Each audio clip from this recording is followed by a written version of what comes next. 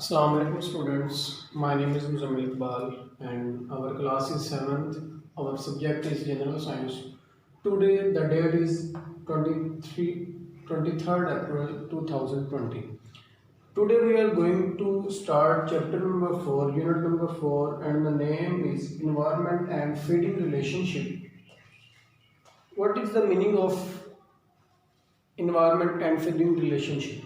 Environment मतलब माहौल और फीडिंग रिलेशनशिप मतलब एक दूसरे से जो उनका राबता है खाने पीने दूध पीने का या खाने पीने का, उसको बोलते हैं फीडिंग रिलेशनशिप। ठीक है, ताल्लुक जिसको बोलते हैं।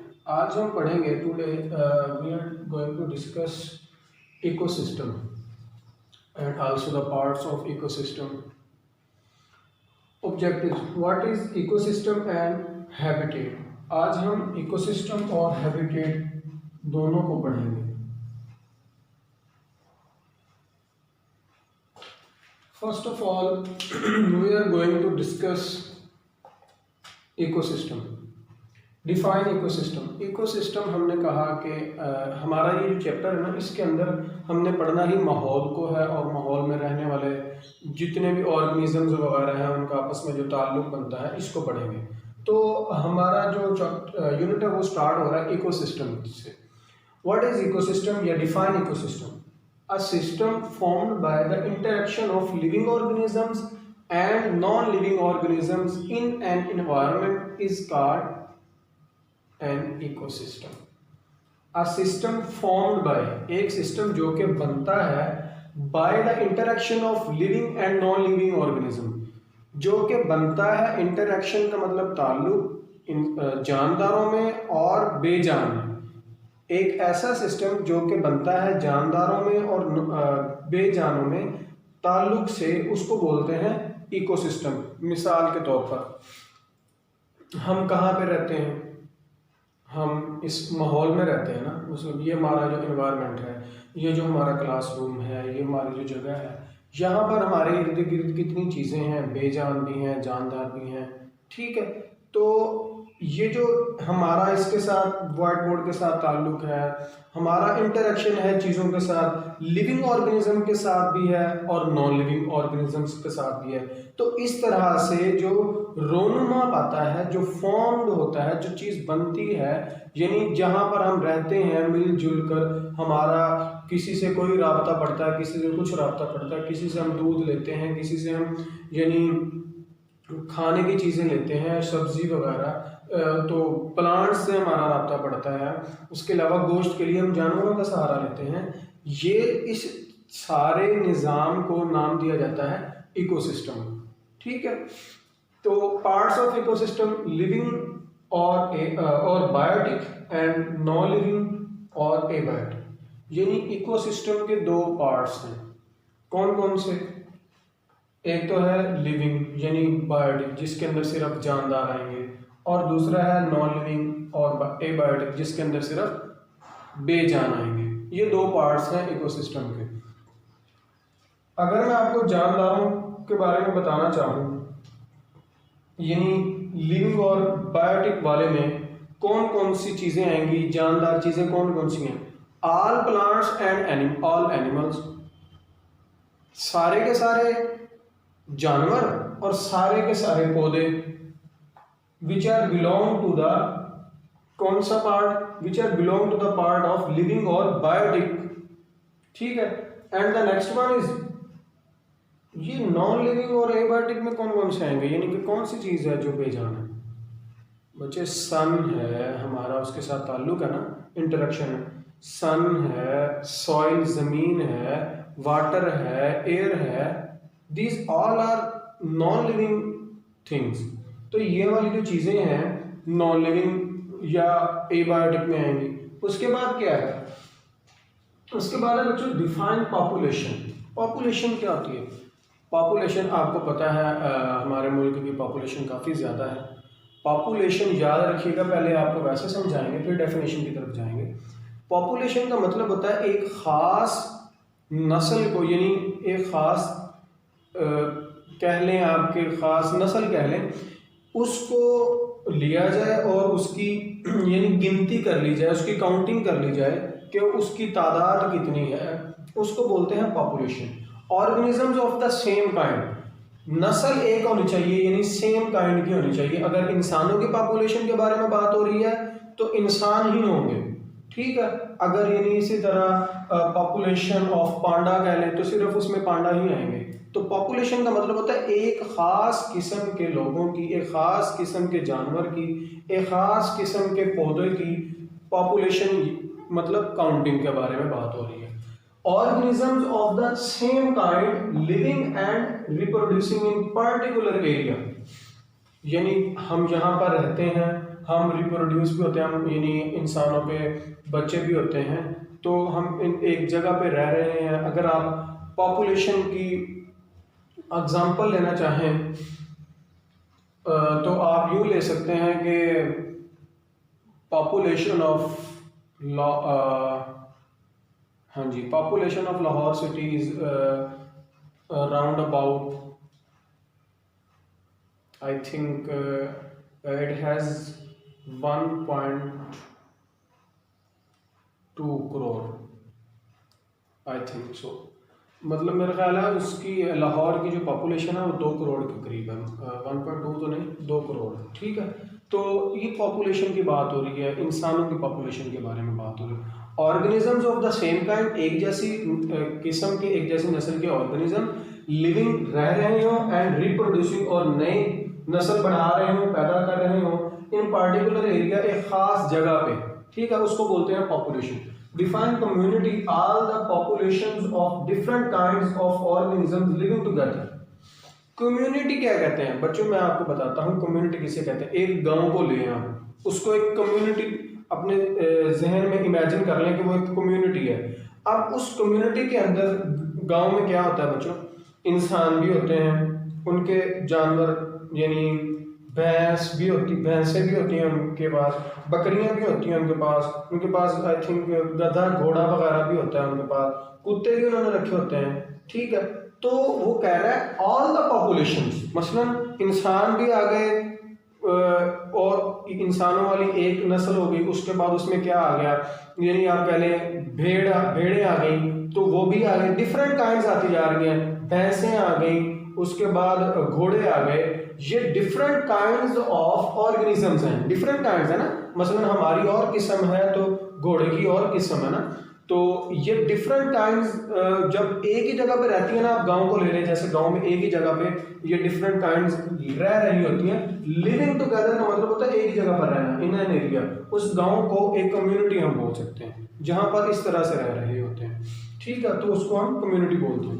The next one topic is habitat. Define habitat, the place where an animal or plant lives and reproduce. वो वाली जगह जहां पर कोई भी एक कोई भी एक एनिमल, जानवर या फिर पौधा रहता है और रिप्रोड्यूस करता है, अपनी नस्ल को बढ़ाता है, उसको हम हैबिटेट बोलते हैं। दोबारा से सुन लें, जहां पर कोई भी जानवर या फिर पौधा, मैं आपको मिसाल देता हूँ, यानी हमारे क्या कहते हैं उसे, एग्रीकल्चर के रिसर्च सेंटर्स होते हैं, ठीक है। तो वहाँ पर क्या होता है, वहाँ पर क्या किया जा रहा होता है, प्लांट्स को लीव्स, वहाँ पर प्लांट्स रहते भी हैं और रिप्रोड्यूस, वहाँ पर रिप्रोड्यूस भी करवाया जा रहा होता है। नर्सरी भी एक मिसाल हो सकती है जहाँ से आप पौधे वगैरह खरीदते हैं, वहाँ पर पौधे होते भी हैं और न्यू पौधों को भी, न्यू प्लांट्स को भी रिप्रोड्यूस किया जा रहा होता है, तो उसको हैबिटेट बोलते हैं। The next one is kinds of habitat. हमने हैबिटेट पढ़ लिया, 9 kinds of habitat. The first one is grassland habitat, के जो घास वाली जगह होती है उसका हैबिटेट किस तरह का होता है, उसकी वहाँ पर वो वाला एरिया ग्रासी होता है, विंडी मतलब हवादार होता है, पार्टली ड्राई एरिया, और वहाँ पर क्या होता है, वो ड्राई एरिया होता है, यानी कि पार्टली थोड़ा बहुत, यानी थोड़ा बहुत उसमें क्या कहते हैं, खुश्की होती है, खुश्की यानी वेट नहीं होता, थोड़ा सा ड्राई भी होता है। सॉइल इज फर्टाइल, वहाँ पर ज़मीन जो है वो ज़रखेज़ होती है, अच्छी होती है। Animals, cows, goats are examples of grassland habitat. Animals वहाँ पर कौन कौन से पाए जाते हैं, जैसे कि आपको पता है काउज वगैरह और गोट्स, और इसके अलावा आप कह सकते हैं बफेलोज वगैरह। These are the animals which are the examples of grassland habitat. ये वाले जो एनिमल्स हैं ये ग्रासलैंड हैबिटेट के हैं, ठीक है, एग्जाम्पल्स हैं, ये वहाँ पर एनिमल्स पाए जाते हैं। फ्लैश ईटर्स, यानी वहाँ पर कुछ ऐसे भी जानदार मौजूद होते हैं जो कि गोश्त खोर होते हैं, जो कि गोश्त खाते हैं, जैसे चीता, वोल्स, भेड़िया हो गया, and birds like owls and eagles. ये जो कुछ जानवर हैं और परिंदे हैं ये गोश्तखोर हैं, ये भी ग्रासलैंड हैबिटेट में पाए जाते हैं। चीता है तो वो इस बकरियों भेड़ियों और भेड़ों को खाएगा, भेड़िया है तो वो भी इसी तरह कुछ जानवरों को खाता है, बकरियों वगैरह को, और ओल वगैरह भी पाए जाते हैं, ओल्स और ईगल्स जैसे शाहीन वगैरह, ठीक है। तो ये वाला हैबिटेट कौन सा था, grassland habitat. The next one है पॉन्ड हैबिटेट, जो कि तालाब में पाया जाता है। एक्वेटिक हैबिटेट होता है ये, जिसके अंदर पानी की ज्यादती होती है, पानी ज्यादा होता है यहाँ पर। Plants like algae, water lily, ये वहाँ पर मौजूद होते हैं। These are the examples of plants which are the part of pond habitat. ये कुछ प्लांट्स हैं, वाटर लिली है, एल्गी है, ये पॉन्ड हैबिटेट में पाया जाता है। एनिमल्स लाइक फिशेस, फ्रॉग्स, और कुछ वहाँ पर एनिमल्स भी होते हैं, आपको पता है पानी के अंदर एनिमल्स भी रहते हैं, फ्रॉग हो गया, फिशेस हो गई, ये वाले एनिमल्स जो हैं ये भी पॉन्ड हैबिटेट का हिस्सा है। Microscopic organisms are also found there, यहाँ पर कुछ माइक्रोस्कोपिक यानी बहुत छोटे ऑर्गेनिजम्स भी पाए जाते हैं। अच्छा, आज हम उसके बाद एक्सरसाइज का question number, short question number 1 और शॉर्ट क्वेश्चन नंबर 2 भी लर्न करेंगे। Short question number 1 and 2। तो short question number 1 is what kind of organisms are there at the start of food chain. Food chain जो है उसके start में कौन सा ऑर्गेनिज्म होता है, यानी फूड चेन स्टार्ट कहाँ से होती है। मैं आपको थोड़ा सा बताता चलूं, फूड चेन कहते किसे हैं। फूड चेन बच्चों कहते हैं कि एक चीज़ शुरू में चीज़ पैदा हुई, यानी आप मिसाल के तौर पर आप कह लें कि ये जो ग्रास है, ठीक है, ग्रास घास है, ग्रास को खाया ग्रास ऊपर ने, यानी घास के टिड्डे ने, घास के टिड्डे को खाया किसने, मेंढक ने, मेंढक को खाया किसने, सांप ने, सांप को खाया किसने, ईगल ने। ये एक फूड चेन बन जाती है। फूड चेन यानी एक चीज थी पहले, उसको किसी और ने खाया, उसको किसी और ने, उसको किसी और ने, तो ये एक लिंक बन जाता है। अगर इसमें से किसी भी एक नस्ल को, किसी भी एक काइंड ऑफ ऑर्गेनिज्म को खत्म कर दिया जाए तो पूरी की पूरी फूड चेन डिस्टर्ब हो जाती है। तो most of the food chain start किससे होती है, सबसे पहले ऐसी कौन सी चीज है जो किसी और को नहीं खाती बल्कि खुद दूसरों को मौका देती है अपने आप को खाने का। तो बच्चे वो प्लांट्स हैं। प्लांट्स खुद अपनी खुराक खुद तैयार करते हैं, ठीक है, और हर चीज जो है वो प्लांट पर डायरेक्टली या इनडायरेक्टली डिपेंड करती है। हम भी उसको क्या कहते हैं, प्लांट्स पर डिपेंड करते हैं। Mostly a food chain start with producers, यानी प्रोड्यूसर्स वो चीज होती है जो कि बनाती है खुराक को, ठीक है, producers. Mostly food chain starts with producers that are mostly plants, जो कि ज्यादातर प्लांट्स ही होते हैं, ठीक है। Name biotic, the next one question is name biotic factors of an ecosystem. Ecosystem के कुछ बायोटिक फैक्टर्स को बताएं। All plants and animals are the biotic factors of an ecosystem. Biotic हमने पहले पढ़ा, बायोटिक और एबायोटिक। बच्चे बायोटिक बोलते हैं बायोमी लाइफ, बायोटिक बोलते हैं जानदारों को, लिविंग ऑर्गेनिजम्स को, और एबायोटिक बोलते हैं नॉन लिविंग ऑर्गेनिज्म को, बेजान को।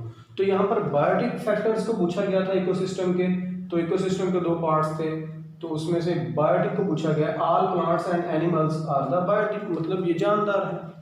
तो ये आपने नीट कॉपीज पे भी नोट करने हैं और लर्न भी करते हैं। इन पेजेस की आपने अच्छी तरह से रीडिंग करनी है और अंडरस्टैंड करने की कोशिश करनी है।